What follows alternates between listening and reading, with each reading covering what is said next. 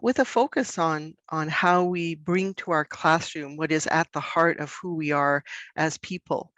I come from my particular perspective, but I think the material that I've been sharing with you is quite global material, and it has been, of course, very, very helpful to have Lynn's perspective, Lynn and Sarah's perspective on how this material aligns with the teachings in your communities.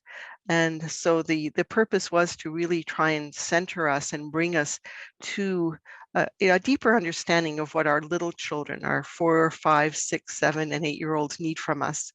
And so what I'm going to do today is just really just do a little tour around of what it is that we've done and how it relates to the curriculum.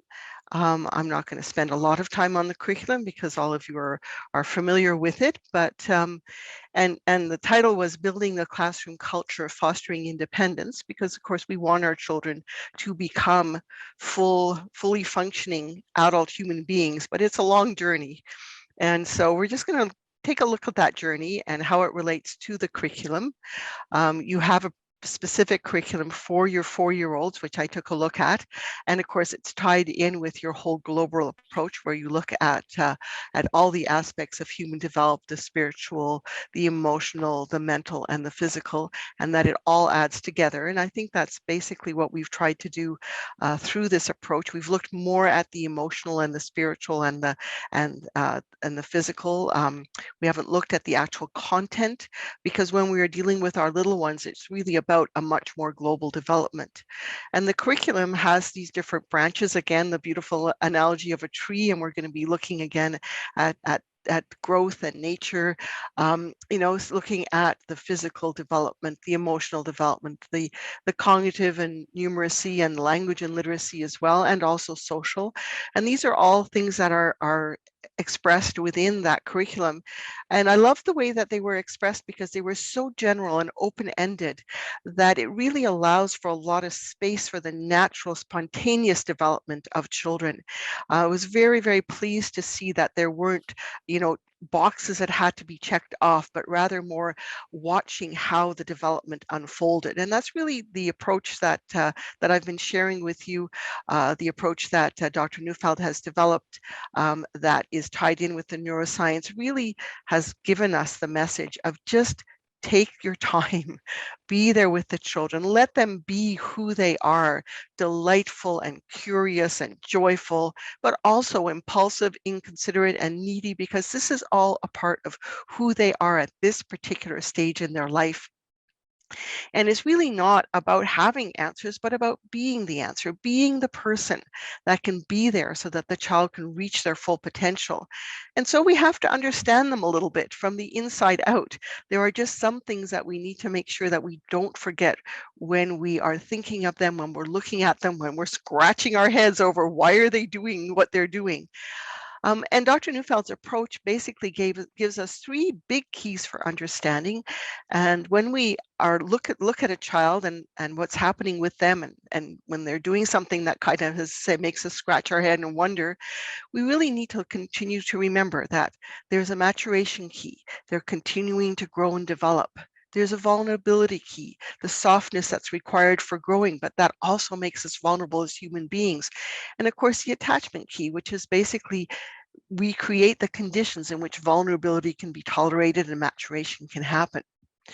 And so with maturation, basically, it's a very natural process that unfolds.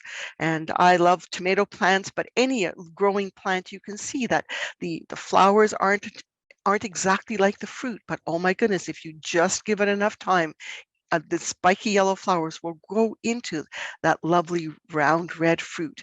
Our spiky little children, our little impulsive children are going to grow into beautiful human beings. And so we want to know, how is a child developing well? And this is what our curriculum is about. Our curriculum is about allowing these 3 processes that Dr. Neufeld talks to us about, the emergent process, the integrative process, and the adaptive process. When those 3 processes are developing well, at the end of it, and it takes a long time, but at the end of it, you have a very lovely functioning human being. So with emergence, really, this is kind of an energy that's within a child that makes the child curious and has plans, has their own ideas and values, is creative, full of vitality, a sense of responsibility, and a desire to be independent, their own person, and aware that there are other people in the world as well. And when attachment needs are met, then this lovely energy just pours out of children, and they become the kind of independent people that we want them to be within the capacities that they have. The integrative process. This leads a child through growth and develop naturally to become cooperative, to become considerate, to become tempered, to have some measure of self-control, to be patient, to be a just person, to be courageous, to have perspective, and basically to get along with others. Now, what we need to know here is that the brain develops best in attachment, but these particular characteristics are particularly tied to brain development. And we need to give them lots of time, lots and lots of time, because it really, that prefrontal cortex and the corpus callosum, so the part of our brain that joins the left hemisphere and the right hemisphere, basically take all the way till the age of 25 to fully develop, but it only really starts to engage around 5 to 6 years old. So our little ones don't really have the brain capacity right now for them to be able to do all of the things that we need them to do socially, because their brain can only, when they have the prefrontal cortex, now you can think about, on the one hand, on the other hand, on the one hand, I want this child to this little one to be my friend, but I want to play with my own toy. But if I don't share, they can't be my friend. So that prefrontal cortex lets children consider that. But it's until that prefrontal cortex starts to engage, it's really hard for our little ones to get along. And really, when we see social skills coming, it's really because the brain is developing. And so the question we ask ourselves, well, why does it develop so slowly? I mean, we want our children to be able to get along. Why can't it happen more quickly? But there's a really good developmental reason for this.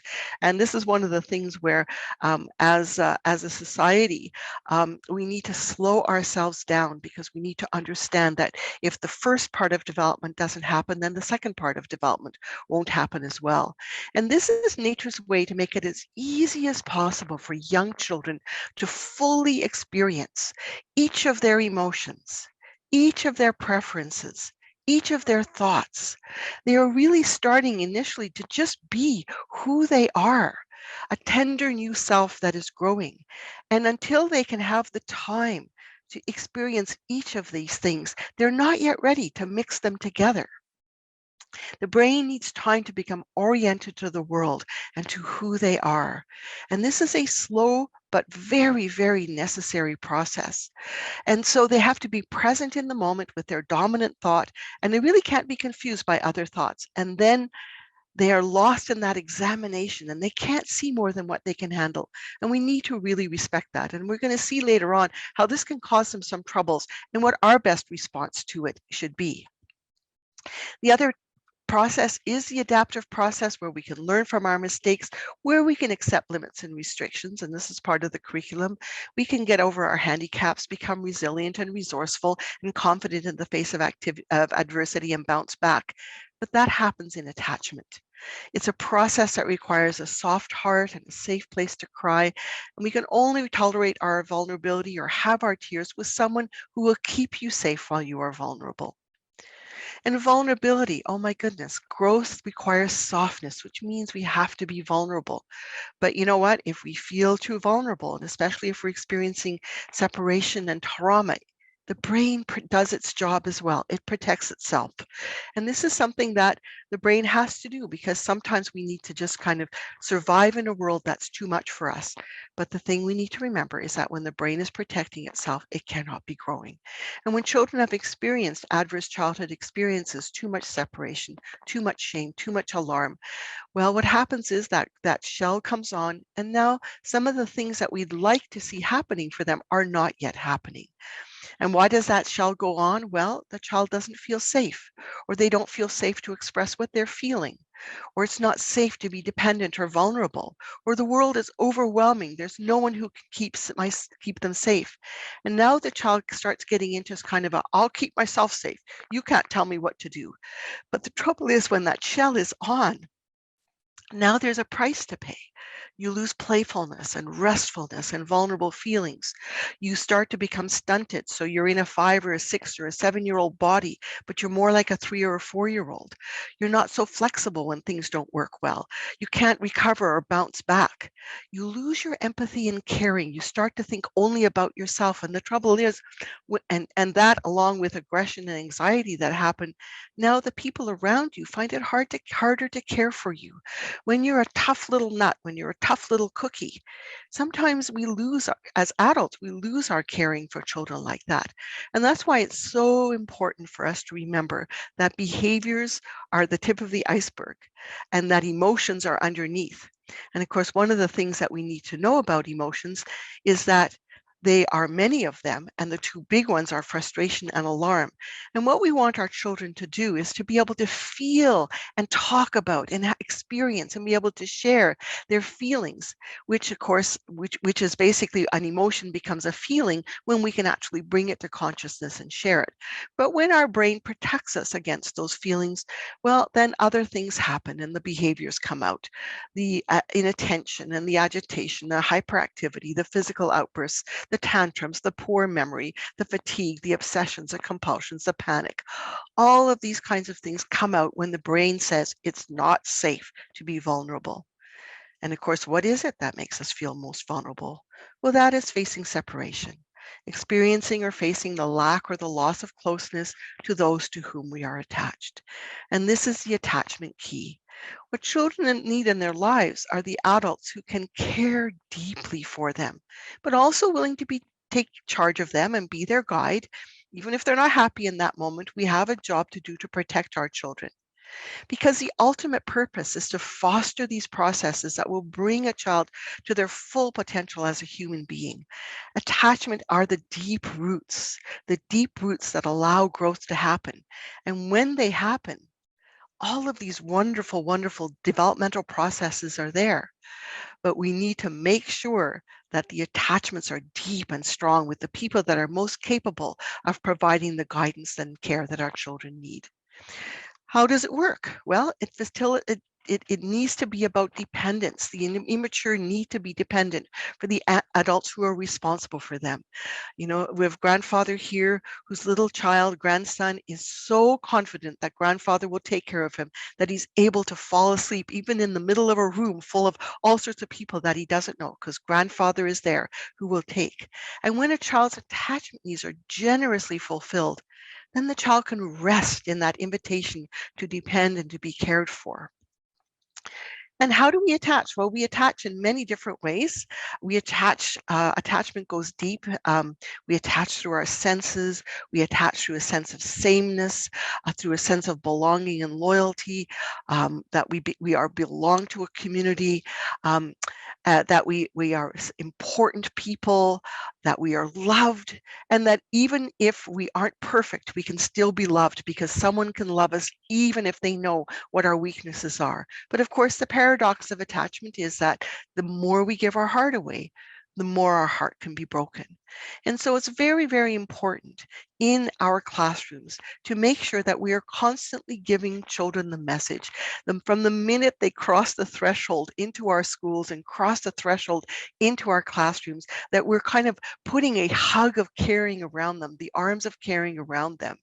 And that's why we, throughout these sessions, we've talked about how we create some rituals to have calm, you know, some kind of nice smells in our classrooms, quiet music, that we have some safe spaces where our children who are particularly distressed can go, some kind of a spot, a teepee, a tent, a table with a cloth, that we give them materials that they can handle that are soft and make them feel like give them something that they can do with their hands, that we let them even tune out some sounds, that we give them quiet activities that they can do, and that we make sure that we're really careful about not planning too much for our children.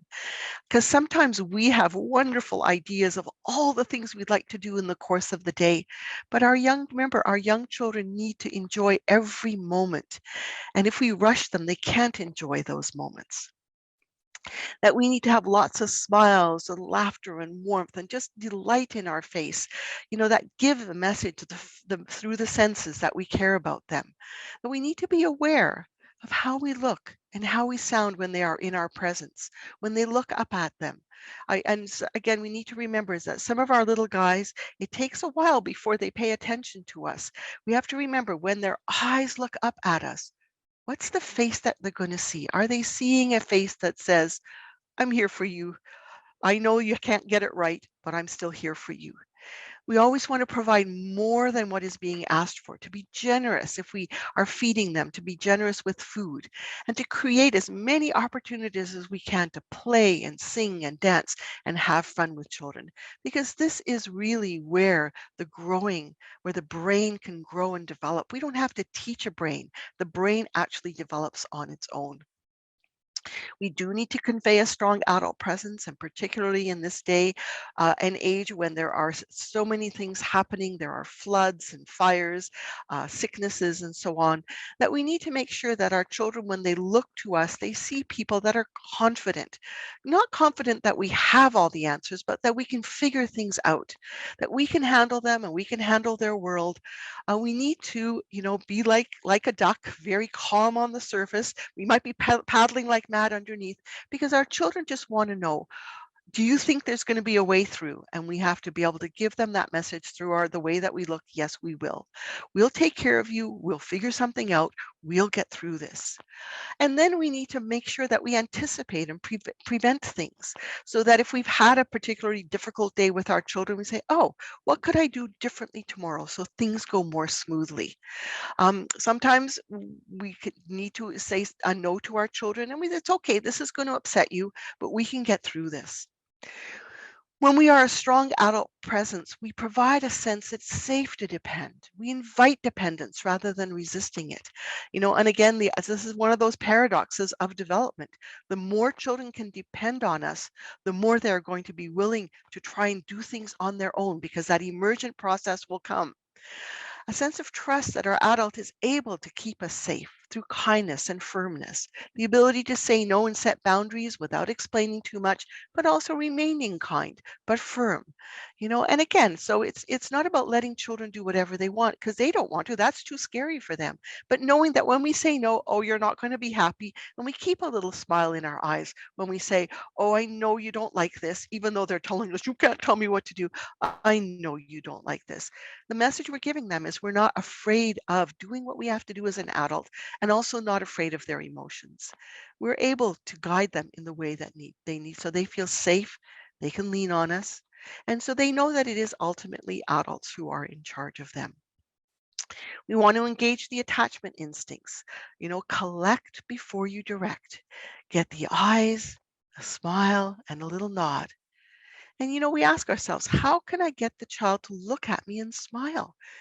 I need to maybe speak softly because I need to maybe say their name with warmth and affection. And sometimes that is not easy to do when this child has been particularly, not listening to what we have to say. But somehow we need to train ourselves that the more upset the child is, the gentler we need to speak.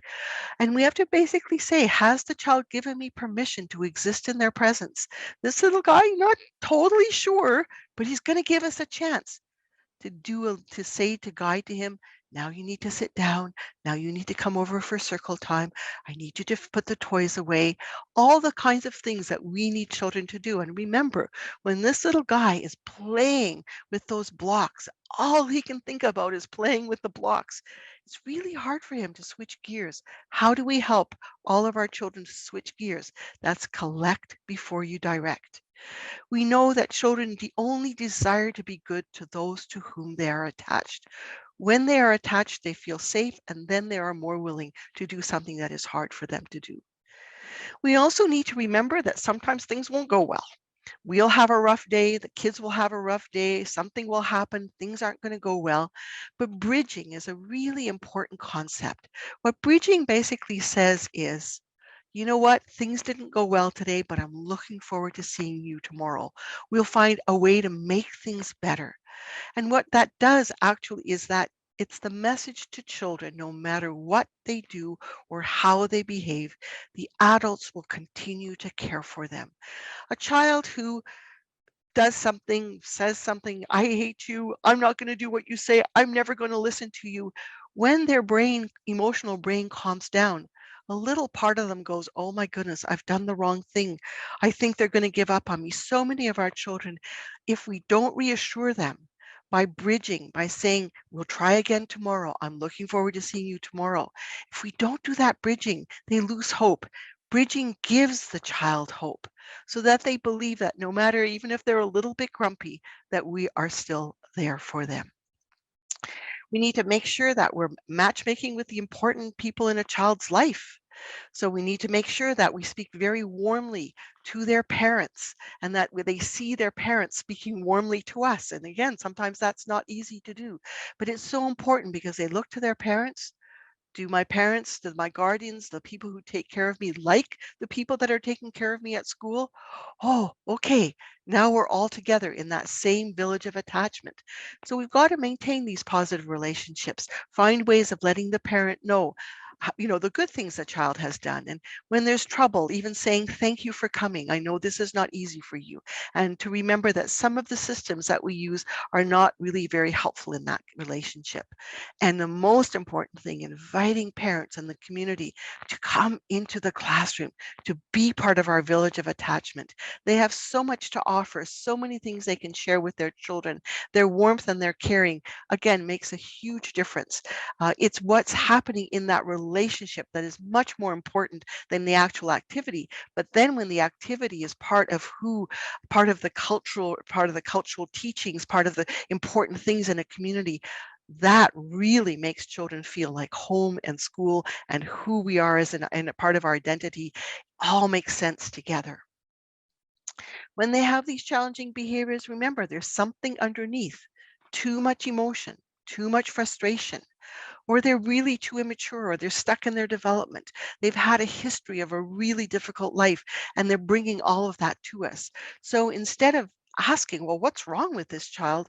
What we really want to ask is, what's happened in this child's life, and what can we do to help? We gain that perspective of looking through underneath the iceberg and saying, oh my goodness, what is underneath there? For example, because there are emotions like frustration, like alarm underneath. Some of our children, because they feel safe with us, they bring all of that frustration, all of that alarm to school, and boom, it comes out. And very often it will come out with a tantrum. And sometimes we need to understand and to give space for that tantrum. When they go whipping around that traffic circle and they can't, they hit the wall of futility and they can't cry their tears, we know there's going to be a meltdown or a tantrum. And what we need to do is really come alongside of that. We're not going to get rid of the tantrum. We're going to come alongside it. We're going to try as best we can to stay calm, to talk very little. I'm here with you. This isn't working for you. It's been a difficult day. Maybe give them some things that they can do. So sticks that they are, pool noodles that they can use, or bubbles that they can stomp so they can get out some of that incredible, negative energy that's inside of them. And then wait patiently until the storm passes. Help them to find, help them to find their tears. And after they've found their tears, to provide comfort and reassurance. We don't need to talk about the problem.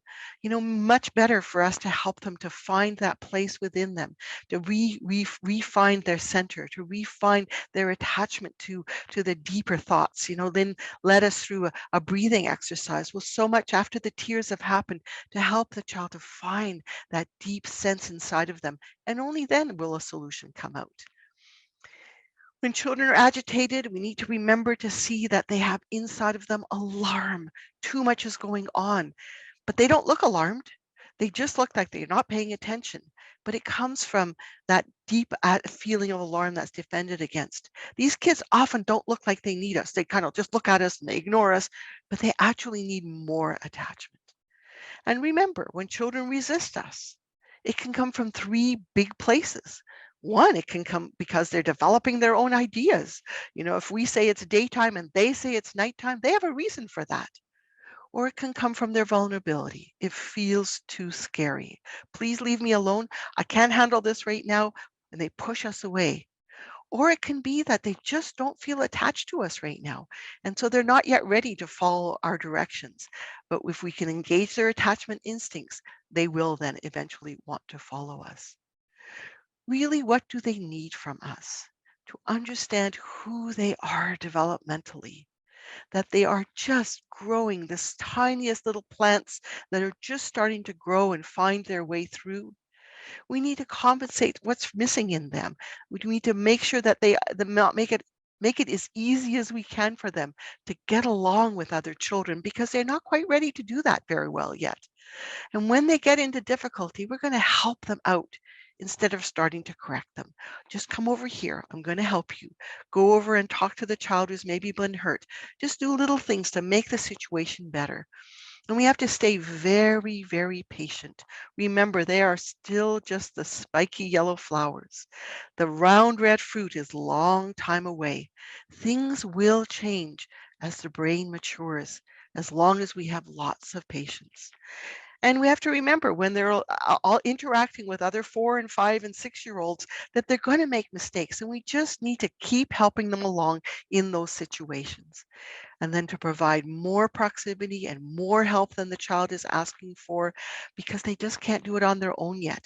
We want to provide an unconditional invitation to exist in our presence, fulfilling their attachment hunger and knowing that these little ones, and I just love this picture, but these 2 little girls, they want to please us as best they can. And yet they are still who they are, little children who are in the process of development. They need this unconditional attachment. They shouldn't have to work for us by earning, stars or good points or green lights. They just can't. They're working that when they are working for attachment, they are not able to rest and grow. Let's give them more than what they deserve. Let's give them as much as we can every single moment of the day. And finally, of course, what do they need? Lots and lots of time to play. Play is where the brain grows and develops.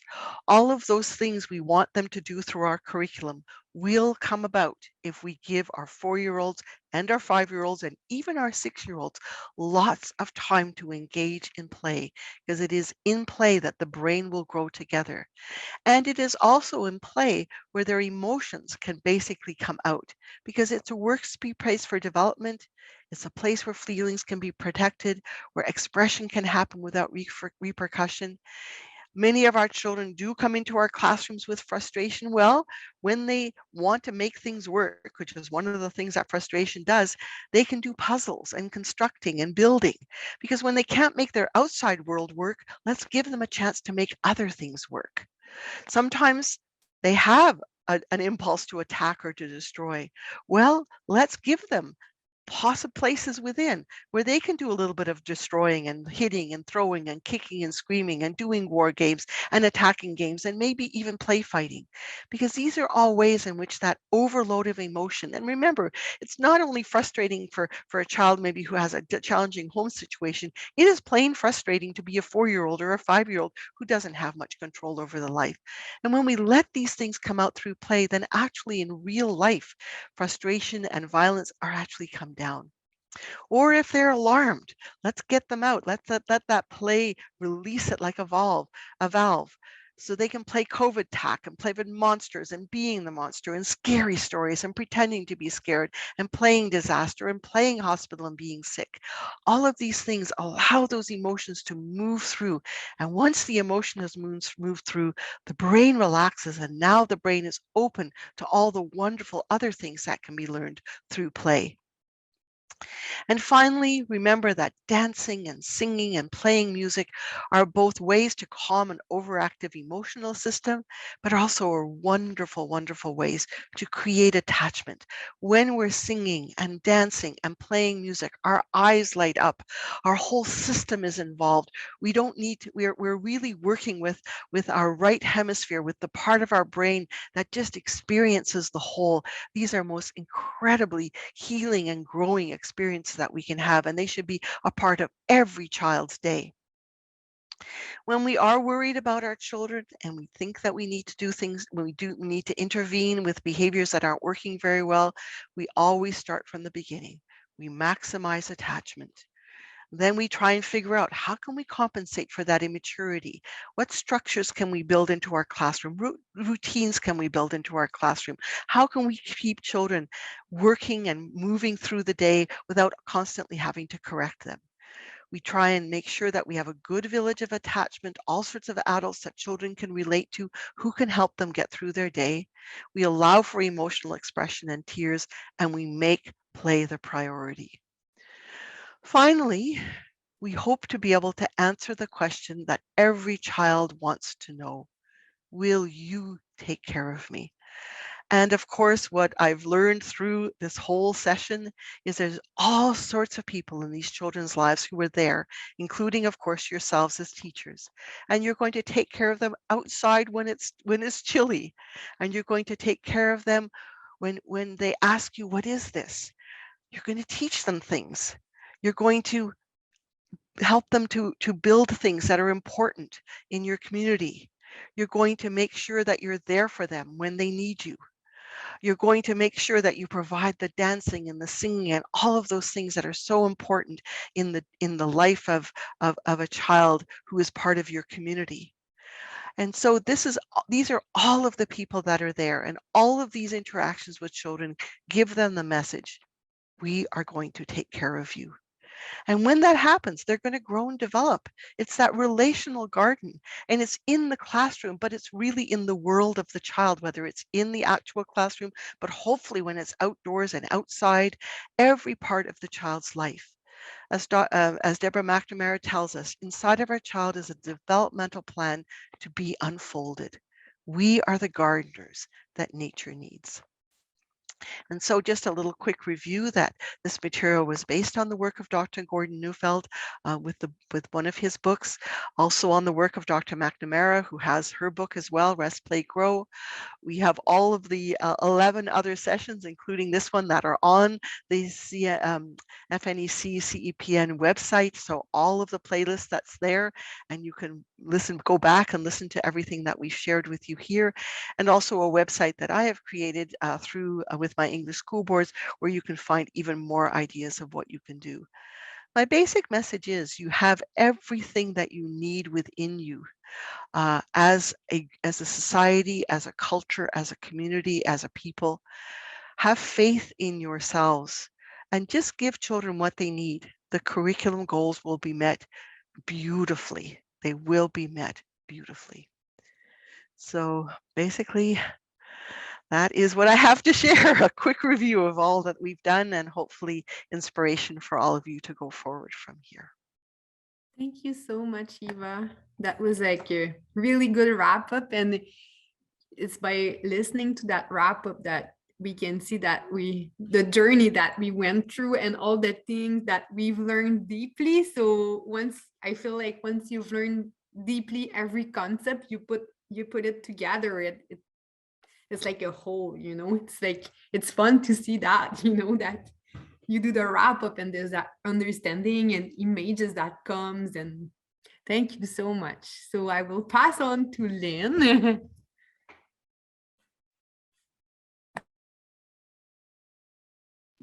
Make sure I unmute myself. Last time I was talking and I wasn't unmuted. So yeah, that was a really awesome wrap up of everything that we've been through since last February.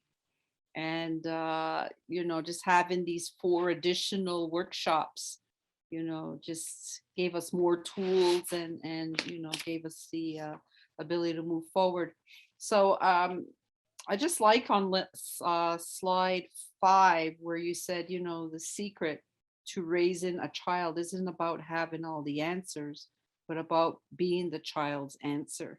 And everything you reviewed there just feeds into, that slide. And I was thinking about it, and I says, sometimes we want to go to workshops and conferences and whatever, and we're just looking for the magic wand, that we're going to get something to help our children along or our students. And, to me, when I was reflecting on that, I says the magic wand is really the love in our heart, and that's all anybody wants, whether it's your student, your coworker, your family, your community. Everyone wants to have that feeling that they contribute, that they're worthy. I had a conversation with someone over the weekend, and someone, asked that question, am I worthy? And this was an adult. So if the adult's struggling with being worthy, some of these children, just struggle with that. Do they belong? Are they worthy? And, that's what we have to start regaining, with colonization and everything that's happened, is to get back to, when we say every child matters. Well, it's every child, it's every adult, it's everybody that has to matter and count. Um, yeah, so, with that, and, it just brought me to, being Haudenosaunee people and, Kanien'kehá:ka people, in our teachings of Gayanadekgoa, the great law of peace and everything that came from that, because those teachings came from a time when, we were very violent and, things that happened there. Um, just looking at that, and three guiding principles that we always need to, keep in mind in anything that we do when we're looking at peace. And it's, Ganakorio. Are we always using the good mind in everything that we do? Because really, when we look at that, we're co-creators, and we're growing these children together to be, awesome individuals using their strengths and their gifts and their talents. And so in the morning, when I do my Thanksgiving address, I always keep that in my mind, that the Creator lives in my mind and in my heart, and that inner power. So it's that Ganakorio, that's Gonsanstansara, that inner power medicine within us, and the love and peace within my heart, the Skanagoa. So once I finish, I always, in my prayer, because there's prayer, we have to make time for prayer and developing that spiritual aspect of ourselves, however we want to do it. But I always, look at our creation story when Tariwago gave us, life by blowing breath into the clay figure 3 times. So we always look at bringing that body, that mind, and that spirit to life. And then after, I connect with that, I always say, okay, let me be your eyes. Let me be your ears. Let me be your voice. Let me be your heart, your hands, in the work that I am going to do today with our children. Give me the guidance and the direction to find the words that need to be said in order so that we can, bring balance back to ourselves, and to our children, because the students are going to trigger us. And we always got to look at what it is inside of us that they're bringing to light. So I always see that, when I'm working with children, okay, if I get triggered in one way, what is it that I need to bring to the light, also to heal? Because we're, when they say we're all in it together, we really are. And so that's what these little ones bring. So it's just a matter of holding space, and finding the things that are going to anchor us and root us back so that we can move forward. And this is a very fascinating time to be alive. It's a very fascinating time to be a teacher, because some of the things that we're seeing in our young people and our children, they're teaching us now that a system that was brought to us, an educational system that was brought to us, wasn't really ours. And now it's time to take back what's ours. And it's that holistic education. At the beginning, you showed the medicine wheel. It's like, how are we meeting the spiritual, emotional, academic, and the physical needs of everyone? As a school, we're very good with the academics and we're very good with the physical. But emotionally, we're not comfortable, and spiritually, you know, it depends, because it's like we have so many different spiritual beliefs. But if we put ritual, you know, or religious, uh, rituals and that kind, and just really what is spirituality, you know, it's just holding space, it's being with one another, it's loving one another. It doesn't matter what religion you're in, it's always about love. It's about building relationship. It's about care. You know, it's about using the good mind. It's about moving forward in peace and love, and relying on intuition. You know, that inner power within ourselves. You know, and then with us, you know, it's always using our medicines. You know, using the tobacco, the power of tobacco. You know, we did. I mean, I shared it once. The 215 children were, you know, recovered at the residential school. You know, we went around in our school and everyone held the tobacco and did their own little prayer in their mind. And I always remember that one little girl.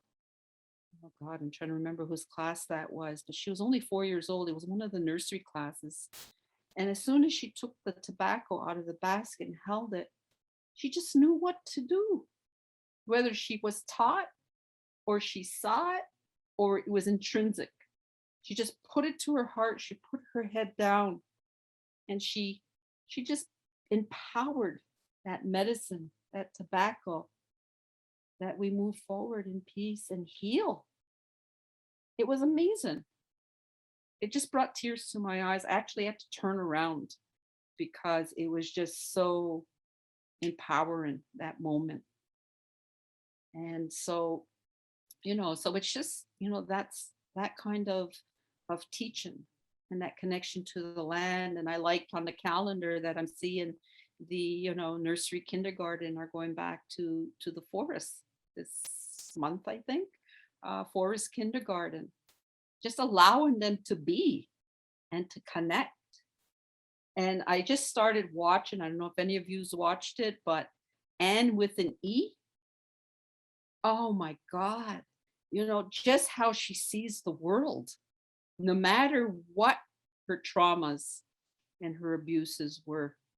It was just how she sees a tree, how she sees nature, how she sees a fox, you know?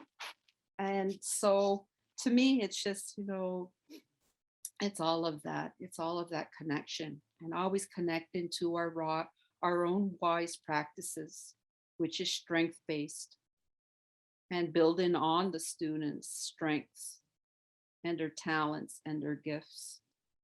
You know, so with that, you know, it's just, you know, it's been an amazing experience.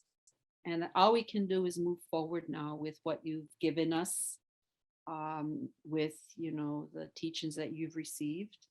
And, you know, just bringing back celebration, because that was a big part of our culture, which was, you know, each stage in a life, which was 7 years, was a rites of passage. And there was always a celebration. When we're looking at nursery and kindergarten, they're at that point now. As soon as they start losing their teeth, that was ceremony. They gather up their teeth, put it in a little tooth, you know, a little basket, put their teeth in there.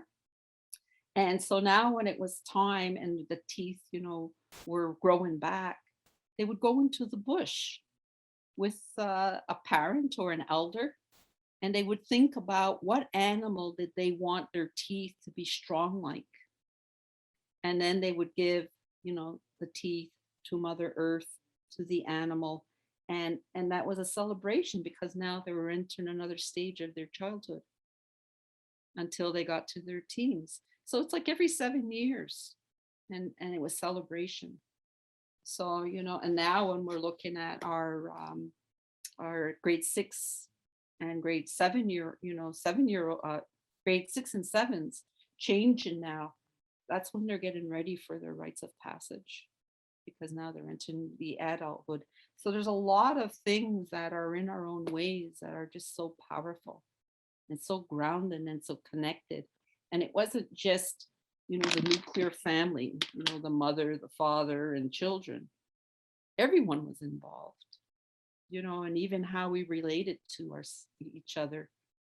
Any adult who was my mother and father's age were either our auntie or an uncle, whether we were related to them or not. My father's cousins, I referred to them as uncle. So it's just a different way of being. And play and movement is so key. I do yoga. I have some grade 6 girls with me, and the games that I develop with them, they're like amazed by it and they want to play it. They still have so much play, but we don't have enough play time with our upper elementary. The focus is just academics and preparing them for high school. But, I have so much fun with them. My 10 and 11-year-olds, and just singing a song like Fly Like a Butterfly. And they get into it, sitting there, and their legs are their butterfly, and, they sing that song and they do it. And, they're just allowed to flourish with their innocence of who they are. And that's what I love. So that's all I have to say. And it was an amazing experience. Yeah. Thank you so much, Lynn. Yeah. Yes. I guess it was really, really interesting experience. And yeah. We're Well, honored and really, really happy that you were with us.